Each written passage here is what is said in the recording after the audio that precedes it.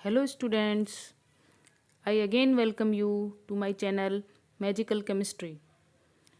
तो last time पे आप लोगों ने थॉमसन्स के बहुत सारे काम देखे। थॉमसन ने जो है वो एटम का फिर मॉडल भी दिया था। ओके, थॉमसन ने एटॉमिक मॉडल जो है सबसे पहले एटम का मॉडल मीन्स उसका स्ट्रक्चर कैसा था। थॉमसन ने क्या सोचा कि भाई जैसे कोई भी एटम है, एटम के अंदर जितने पॉजिटिव पार्टिकल होंगे उतने ही निगेटिव पार्टिकल होंगे, है ना। तो इक्वल नंबर होगा पॉजिटिव और निगेटिव का। उसके अलावा कोई भी सब एटॉमिक पार्टिकल का उस टाइम पे कोई भी आइडिया नहीं था। तो इसलिए ही एटम न्यूट्रल होता है, क्योंकि प्लस और माइनस चार्ज जो है वो उस पर इक्वल होते हैं। तो थॉमसन ने एटॉमिक मॉडल में क्या बोला कि जैसे ये जो है पूरा स्फेरिकल इन शेप होता है। एटम जो है वो सबसे पहले उन्होंने ही बताया था, ये भी एक बड़ी बात है कि एटम जो है वो स्फेरिकल इन शेप है। और उस स्फेरिकल एटम के अंदर वो शेप जो है वो किसका बना हुआ है, पूरा पॉजिटिव पार्टिकल्स का बना हुआ है, ठीक है। और उसके बीच बीच में निगेटिव पार्टिकल्स जो हैं धसे हुए हैं, जिसको हम बोलते हैं एम्डेड है, those are embedded into the positive charge.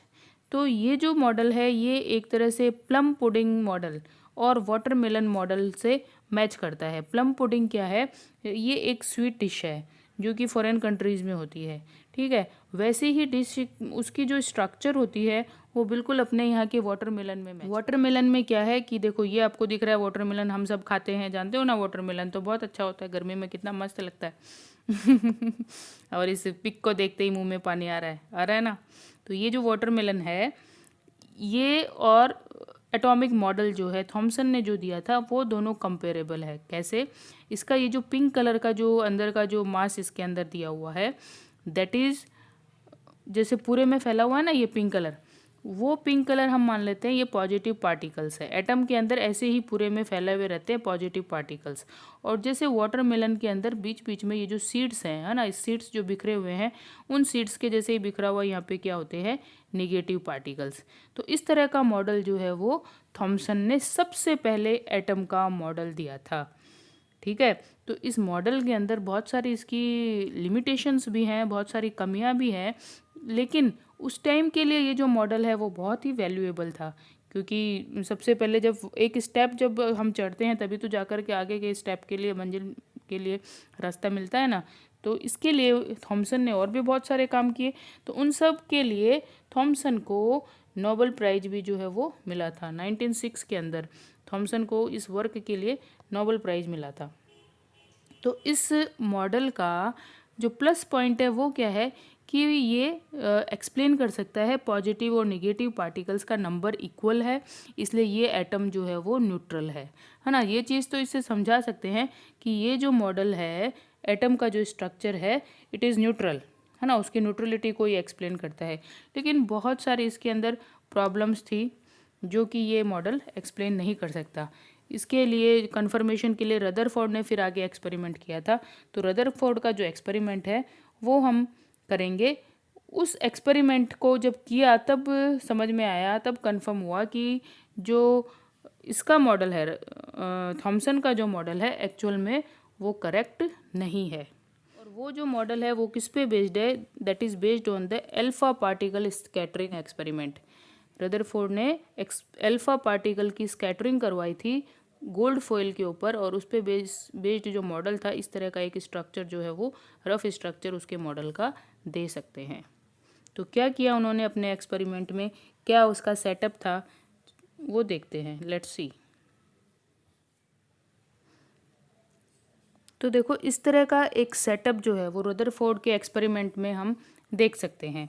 इसमें क्या है कि ये एक सोर्स है जिससे अल्फा पार्टिकल, एमिटर बोल रहे हैं इसको, उसमें से अल्फा पार्टिकल्स जो है वो एमिट होंगे, ठीक है। इसमें कोई ऐसा सब्सटेंस रखा हुआ है जिसमें कि अल्फा पार्टिकल्स जो है इसमें से एमिट होते हैं। उसके बाद ये हैं स्लिट। स्लिट क्या होता है, इनके बीच में ये पोरस होती है, छेद होता है। तो एक पर्टिकुलर बीम जो है, एक सीधी लाइट जो है वो इसमें से निकलेगी, ओके। वो सीधी लाइट जब यहाँ से निकल करके, और ये है गोल्ड फॉइल, इसमें से होती हुई ये गोल्ड फॉइल पे स्ट्राइक करेंगी, और इसके चारों तरफ ये जो राउंड शेप में आपको दिख रहा है ये फ्लोरिसेंट जो है मेम्ब्रेन है ना। आपने पढ़ा है फ्लोरिसेंट स्क्रीन, तो ये फ्लोरिसेंट स्क्रीन पे हम क्या रेडिएशंस आ रहे हैं, कौन सी जगह पे आ रहे हैं, उसका आइडिया इससे लगता है। तो इस तरह का एक सेटअप है।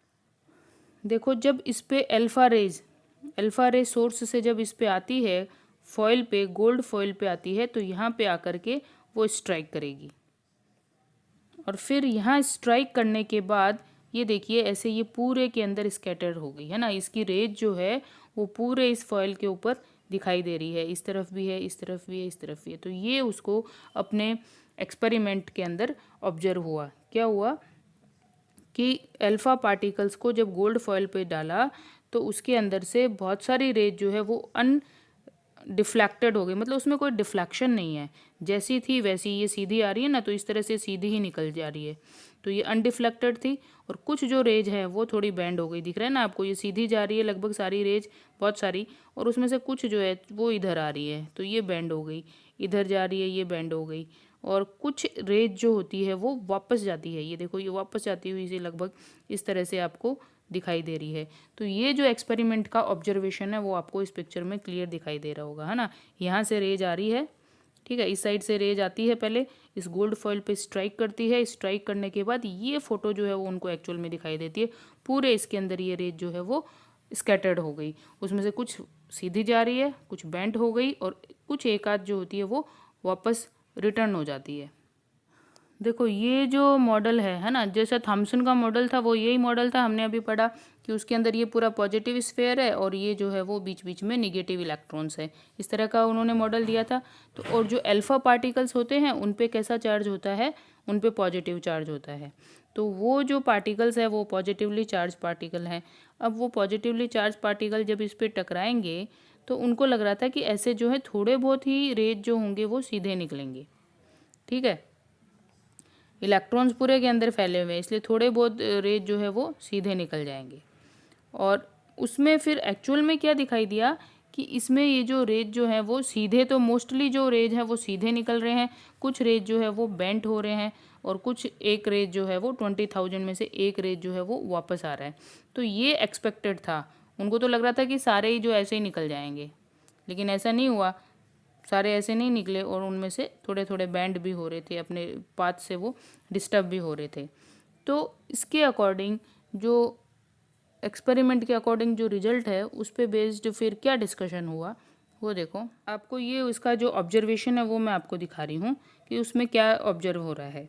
अल्फ़ा पार्टिकल्स, ये जो रेज है ना, ये अल्फ़ा पार्टिकल्स हैं, इन पे चार्ज कैसा है, पॉजिटिव चार्ज है, और ये पॉजिटिव चार्ज वाली रेज जब उस पे एटम से टकराती है, गोल्ड फॉइल से टकराती है, वेरी थिन फॉइल है ना, तो उसमें से क्या होता है, जो पार्टिकल्स, जो रेज ये जो डेंस जो दिखाया है ना, ये एक्चुअल में क्या है, पूरा पॉजिटिव पार्टिकल है। रदरफोर्ड ने क्या सोचा कि पूरा जो पॉजिटिव पार्ट है वो बीच में है। क्यों? क्योंकि देखो यदि ऐसा मानते हैं तो ये रेज कुछ जो है पॉजिटिव के पास में आ रही है, तो ये भी पॉजिटिव, ये भी पॉजिटिव, पॉजिटिव पॉजिटिव एक दूसरे को रिपेल करेंगे, तो ये इधर बेंट हो गई, जो इसके पास में से आ रही है ना वो बेंट होती जा रही है। बाकी का जो इधर से एकदम सीधी निकल रही है वो पॉजिटिव से बहुत दूर है, तो उस पर कोई असर हो रहा नहीं है, कुछ जो है इसके टकराने के बाद वापस चली जा रही है। तो ये सारी ऑब्जर्वेशन से उसमें क्या समझ में आया, रदरफोर्ड ने जो एटॉम का मॉडल दिया उसमें ये बोला कि जो न्यूक्लियस है वो पॉजिटिव पार्टिकल है, ठीक है, पूरा पॉजिटिव चार्ज पूरे में स्कैटर्ड नहीं है, वो एक जगह डेंस है, और उस डेंस चीज़ को उन्होंने नाम दे दिया दैट इज़ द न्यूक्लियस। और न्यूक्लियस का जो साइज़ है, न्यूक्लियस का जो साइज़ है वो पूरे एटम के साइज से बहुत ज़्यादा छोटा है, ठीक है, it is very smaller than that of the whole size of the atom.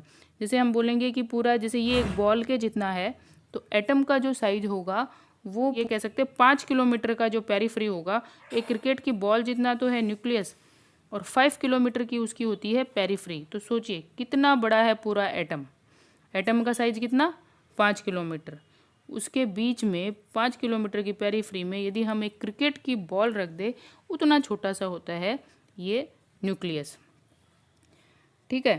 तो इसके अकॉर्डिंग फिर जो मॉडल उन्होंने दिया वो देखते हैं, ठीक है, ये तो क्या था, ऑब्जर्वेशंस थे, these are the observations.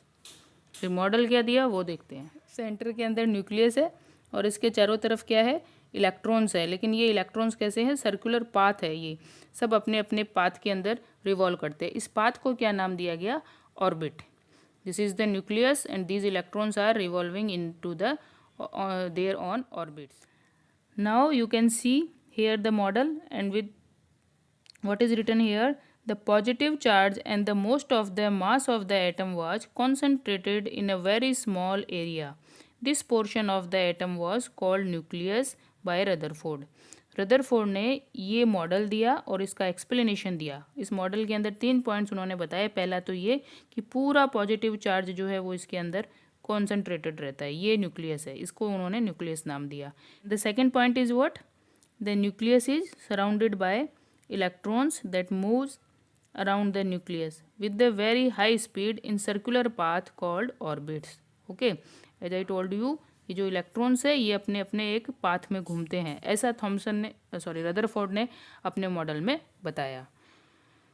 Third point क्या, electrons and the nucleus are held together by electrostatic force of attraction. जो ये दोनों है इनके बीच का फोर्स ऑफ अट्रैक्शन, उसको क्या नाम दिया, इलेक्ट्रोस्टैटिक फोर्स। ये कौन सा फोर्स होता है, जब भी कोई कैटायन और एनायन के बीच का जो फोर्स होता है ना, उसको भी हम बोलते हैं इलेक्ट्रोस्टैटिक फोर्स। तो रदरफोर्ड ने बोला कि यही फोर्स जो है इन दोनों के बीच में होता है। ओके, तो आई होप आपको ये मॉडल एक्सपेरिमेंट के साथ में समझ में आया होगा। Thanks for watching.